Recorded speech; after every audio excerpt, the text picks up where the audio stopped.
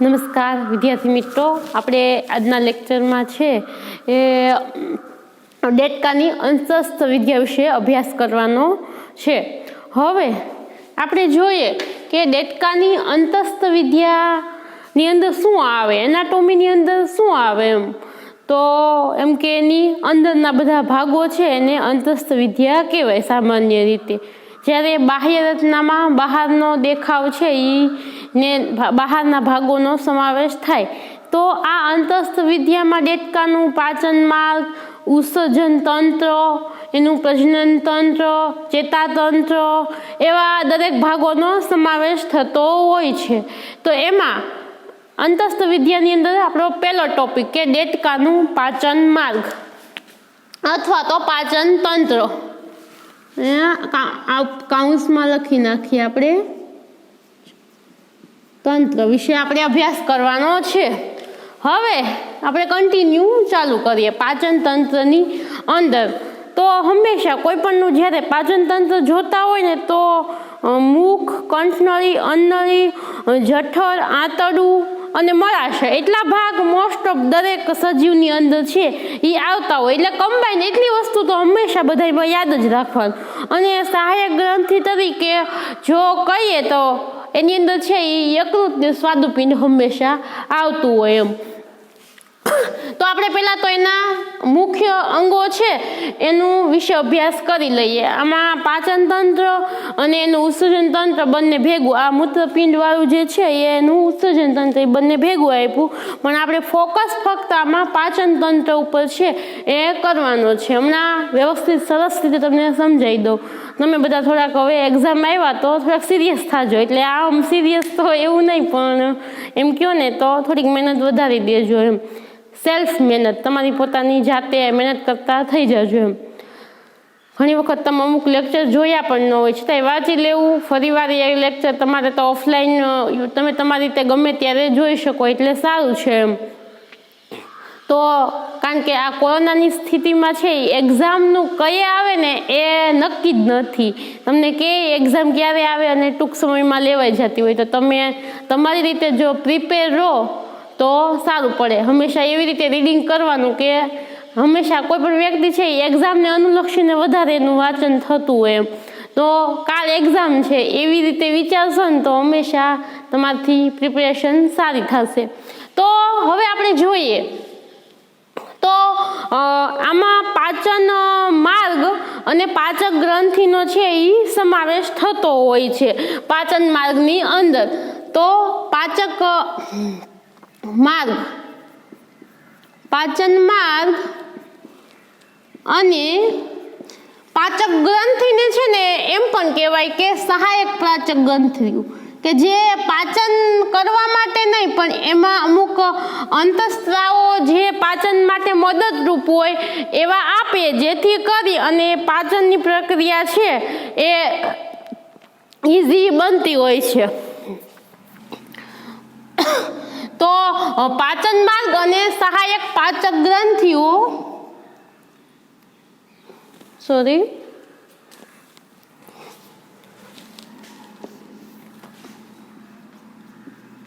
પાચક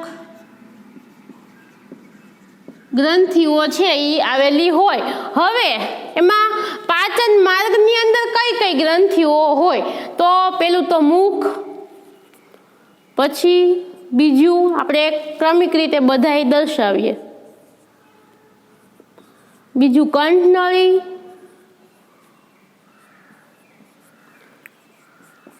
ત્રીજો ભાગ જઠર તમે આકૃતિમાં જોઈ શકો છો.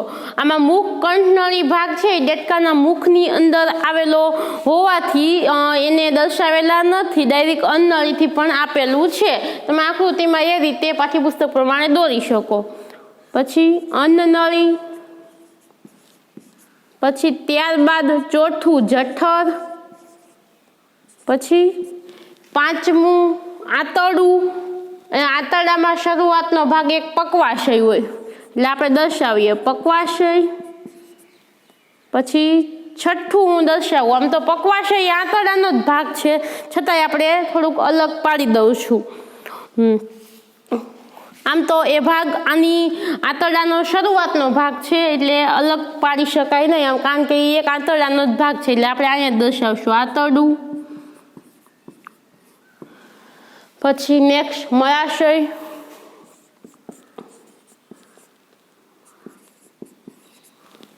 તો આ એટલા ભાગો છે અને છેલ્લે અવસાની દ્વારા બહાર નીકળે એટલે આપણે 7મો ભાગ એ દર્શાવી દઈએ અવસારણી.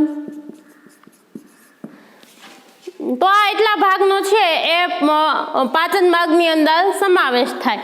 હવે એ જ રીતે સહાયક પાચક ગ્રંથિઓની અંદર છે એ કયા ભાગનો સમાવેશ થાય આપણે નીચે થોડુંક દર્શાવીએ. સહાયક પાચક ગ્રંથિઓ અહીંયા દર્શાવી દઉં. પેલો છે એ યકૃત, જે દેડકાની અંદર આવેલી મોટામાં મોટી એક અંગ છે. પછી બીજું છે સ્વાદુપિંડ. તો એટલા ભાગો છે એનો સમાવેશ છે. આ બે યકૃત ને સ્વાદુપિંડ છે ને પાચનની પ્રક્રિયા નથી કરતું, પણ જ્યારે પાચન થાય છે ને ત્યારે એ અમુક ઉચ્ચેસકો અંતઃસ્રાવો આપે. હવે આપણે જોઈએ કે કયા એ શું એમાં મદદરૂપ થશે એના વિશે આપણે છે એ વાત હમણાં કરીશું નેક્સ્ટ. તો હવે શરૂઆત પાચનની ક્યાં થાય છે? અમુક વસ્તુ હું લખીશ નહીં, જે ખૂબ અગત્યની હશે એને ખાલી આપણે લખશું. તો મુખથી પાચન શરૂ થાય. દેડકાની દ્વિશાખી જીભ હોય, તમને ખ્યાલ હશે કે દેડકો છે એ દ્વિશાખી જીભ ધરાવે. એટલી વસ્તુ છે એ આપણે આ રીતે કરી અને અહીંયાથી આપણે થોડુંક લેખન કાર્ય કરશું. તો કે દ્વિશાખી જીભ એટલે કે જીભ હોય ને આમ બે શાખામાં વહેંચાયેલી હોય, તો એના દ્વારા ખોરાકને પકડે છે અને ખોરાક છે એ મુખ દ્વારા એને થોડોક ચાવી અને એ ત્યારબાદ કંઠનળીના ભાગે, અને કંઠનળી પણ ખૂબ નાનો ભાગ જ છે, અહીંથી ખાલી થોડોક અમથો ભાગ છે એ કંઠનળીનો હોય અને ત્યારબાદ છે એ ટૂંકો ભાગ અન્નનળીનો હોય. તો પેલો આપણે અન્નનળીથી અહીંયા શરૂઆત, ખોરાકને પકડી જીભ દ્વારા કંઠનળી અને ત્યારબાદ શોર્ટમાં લખીએ આપણે ટૂંકી અન્નનળી. અન્નનળી કેવી છે તો કે ટૂંકી. તો એ અન્નનળીમાં ખોરાક જાય અને એ અન્નનળી છે એ ખૂબ સાંકડો ભાગ છે, સાંકડો અને ટૂંકો ભાગ છે. હવે ત્યારબાદ છે એ અન્નનળી છે એ ક્યાં ખુલે તો કે અન્નનળી જઠરમાં ખુલે.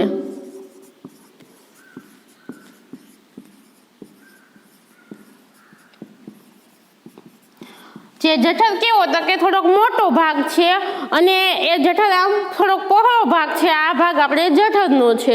અન્નનળીથી આ જઠરના ભાગમાં અન્નનળી જોડાયેલી છે. હવે જઠર છે ને એ એક ખોરાક છે એ અન્નનળીથી પછી જઠરમાં જાય છે અને જઠરની અંદર એની દિવાલ દ્વારા છે ને એ હાઇડ્રોક્લોરિક એસિડનો સ્ત્રાવ થાય છે. ખાસ યાદ રાખવું, HCl આપણે કહેતા હોય. HCl એટલે કે હાઇડ્રોક્લોરિક એસિડ.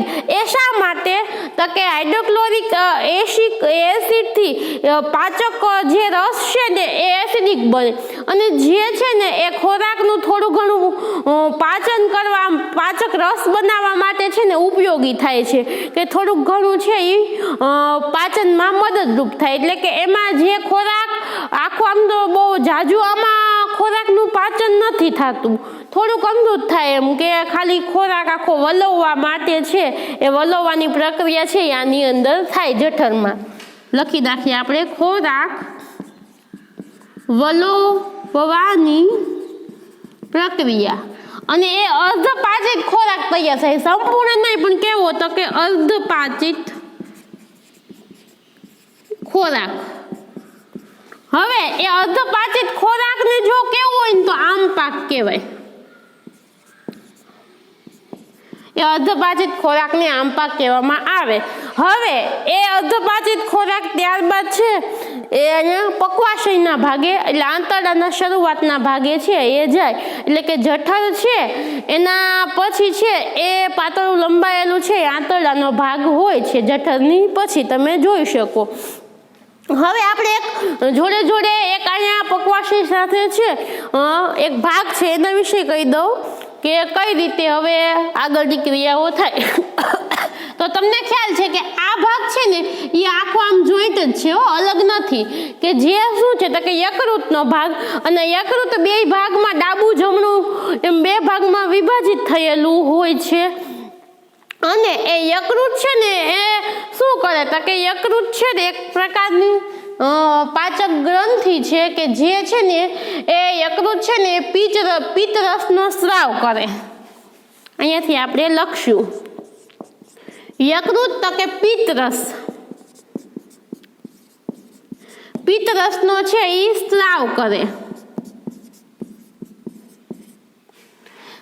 હવે એ પિત્તરસનો સ્રાવ કરે, એ પિત્તરસ છે ને એ આ યકૃત છે ને આની અંદર બધો પિત્તરસનો સ્રાવ થાય. એ પિત્તરસ છે ને એ યકૃત સાથે એક નળી હોય જે અહીંયા આની અંદર જાય, એટલે કે પિત્તાશયમાં પિત્તરસ સંગ્રહ નથી થતો, સ્રાવ છે એ યકૃત કરે, પણ યકૃતની અંદરથી એક નળી છે ને એ પિત્તરસમાં જોડાયેલી હોય, એટલે પિત્તાશયમાં આ પિત્તરસનો સંગ્રહ થાય. જો ખાસ યકૃત પિત્તરસનો સ્રાવ કરે, એની દિવાલો દ્વારા છે એ સ્રાવ થાય, પરંતુ પિત્તરસનો સંગ્રહ ક્યાં થાય તો કે પિત્તરસ સંગ્રહ ક્યાં તો કે પિત્તાશયમાં, તો એ સંગ્રહ કરે છે. એ જ રીતે બીજી સહાયક ગ્રંથિ તો કે અહીંયા જતી આ સ્વાદુપિંડ ગ્રંથિ, આ આખી દર્શાવી સ્વાદુપિંડ, એ સ્વાદુરસનો સ્રાવ કરે.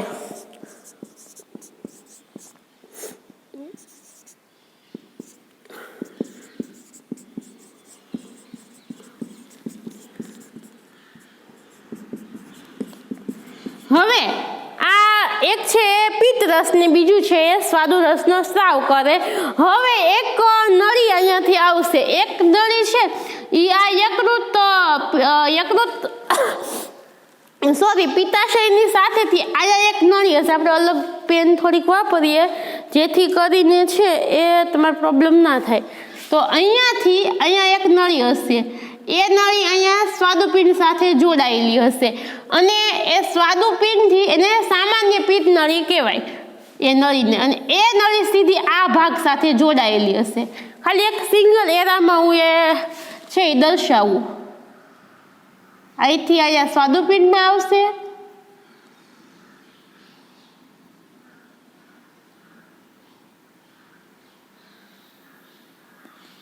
આ રીતે.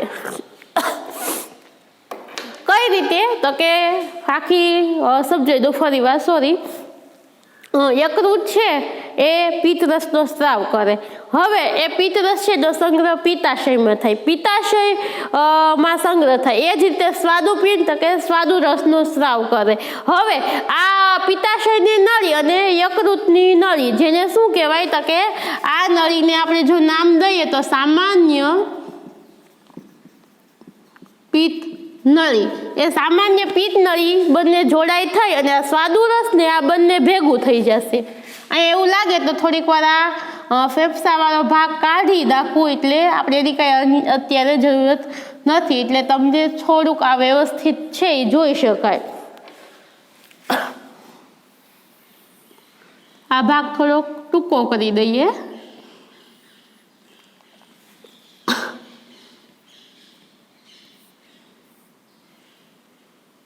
આ આપણે આવી પિત્તાશયની નળી.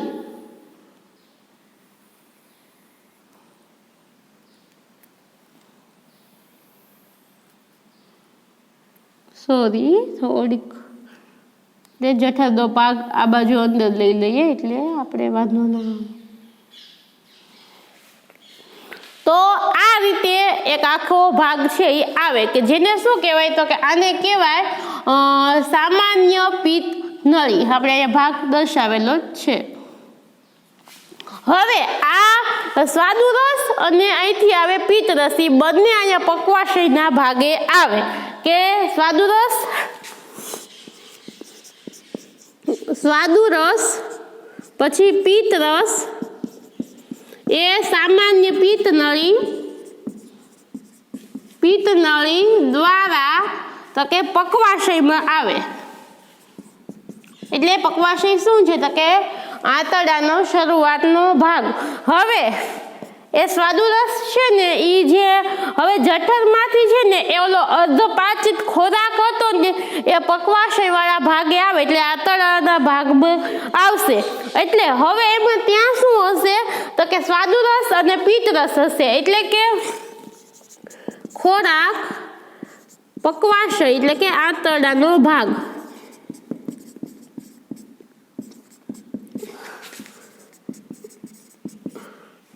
પક્વાશય મારફતે આંતરડામાં છે એ પિત્તરસ સ્વાદુરસ છે એ જશે। એટલે પિત્તરસ છે એ ચરબી નું તેલદીકરણ કરે। તેલદીકરણ કરવું એટલે પાચન કરે। આપણે પાચન શબ્દ લખીએ। અને સ્વાદુરસ કાર્બોદિત અને પ્રોટીન। તો સ્વાદુરસ છે કાર્બોદિત અને પ્રોટીનનું પાચન કરશે અને પિત્તરસ એ ચરબીનું છે એ પાચન કરવા માટે છે એ જવાબદાર હોય। ખાસ આ યાદ રાખવું, પિત્તરસ જે આવ્યો છે એ ચરબીનું પાચન કરે અને સ્વાદુરસ છે એ કાર્બોદિત અને પ્રોટીનનું પાચન કરશે। અને સંપૂર્ણ ખોરાકનું પાચન છે એ આના વધારેમાં વધારે જો પાચનની પ્રક્રિયા થશે ને તો આંતરડાવાળા ભાગે થાય અને સંપૂર્ણ ખોરાકનું પાચન છે એ આંતરડા દ્વારા થશે।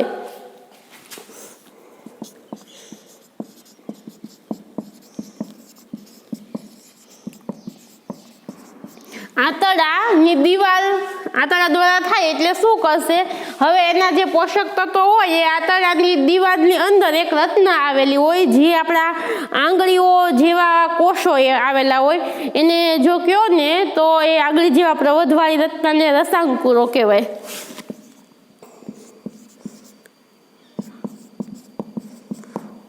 એ રસાંકુરો દ્વારા એની શોષણ જે તત્વો છે એ શોષણ થાય અને બાકીનો ઘન પદાર્થ છે એ વધે છે।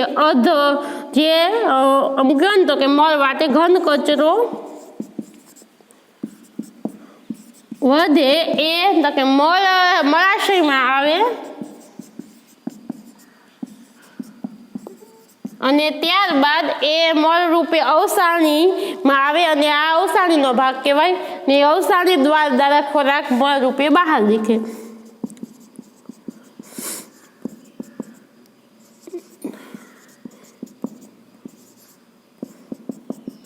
નિકાલ થાય। તો આ રીતે આખી પાચનની પ્રક્રિયા અહીંયા પૂરી થાય। પણ આ ભાગ હોય તમને ફેફસું, એની આજુબાજુના બધા મેદકાય, મૂત્રપિંડ, મૂત્રવાહિની, મૂત્રાશય એ ભાગો આજુબાજુ આવેલા છે, એટલે એ આખું બાજુનો ભાગે પણ આમાં આપેલો છે। પણ અગત્યનું હોય તો આપણે પાચન તંત્રમાં આખી આ પાચન માર્ગના ઇમ્પોર્ટન્ટ ભાગ અને આ સહાયક ગ્રંથિઓ યકૃત અને સ્વાદુપિંડ એ। તો અહીંયા પાચન માર્ગ પૂરું થાય, હું ખાલી સમજાવી દઉં આ આકૃતિ થ્રુ। હવે તો કે પહેલા તો ખોરાક મુખમાં આવે, મુખથી કંઠનળી અને પછી આ અન્નનળી। અન્નનળી એક ટૂંકો અને સાંકડો ભાગ છે, પછી જઠર પહોળો ભાગ છે। જઠરમાં ખોરાક આવે એટલે જઠરની અંદર આખો ખોરાક વલોવાય, જે આખું પાચક રસને એમાં આખો પાચક રસો ભળે, HClનો સ્ત્રાવ થાય જઠરની દિવાલ દ્વારા, એટલે હાઇડ્રોક્લોરિક એસિડનું, અને એક જઠર પાક કે આમ પાક કહીએ એ તૈયાર થાય। એ પક્વાશયના ભાગે આવે એટલે શું થાય તો કે આ યકૃત પિત્ત રસનો સ્ત્રાવ કરે અને સ્વાદુપિંડ છે એ સ્વાદુરસનો સ્ત્રાવ કરે અને પિત્ત રસ તો કે પિત્તાશયમાં સંગ્રહ થાય। હવે સ્વાદુપિંડની અને પિત્તાશયની બંને અહીંયા સામાન્ય પિત્ત નળી બંને નળીઓ ભેગી થાય અને સામાન્ય એક નળી બની અને પક્વાશયમાં ખુલે। એ પક્વાશયમાં આવે અને જઠરમાંથી ખોરાક પણ આવશે, એટલે એ જે આ પાચક રસો છે એમાંથી પિત્ત ચરબીનું પાચન કરી નાખશે ખોરાકમાં રહેલું અને પ્રોટીન ને કાર્બોદિતનું સ્વાદુરસ છે એ પાચન કરશે અને ત્યારબાદ ખોરાક આંતરડામાંથી પસાર થઈ અને આંતરડાના જે રસાંકુરો છે એના દ્વારા ઘણું બધું એને શોષણ થાય અને ત્યારબાદ એ ઘન કચરો વધે જે મળાશયમાં સંગ્રહ પામે અને અવસાની દ્વારા બહાર નિકાલ પામે. તો આ રીતે આખું પાચન માર્ગ છે એ તમારે ભણવાનું છે. તો તમને જો ખાસ આમાં યકૃત સ્વાદુપિંડ પાચન માટે પાચક રસો આપે છે પરંતુ એ છે એ પાચન કરતી નથી, એમાંથી ખોરાક પસાર થતો નથી. તો વિદ્યાર્થી મિત્રો આપણે અહીંયા સુધી રાખીએ. થેન્ક યુ વિદ્યાર્થી મિત્રો.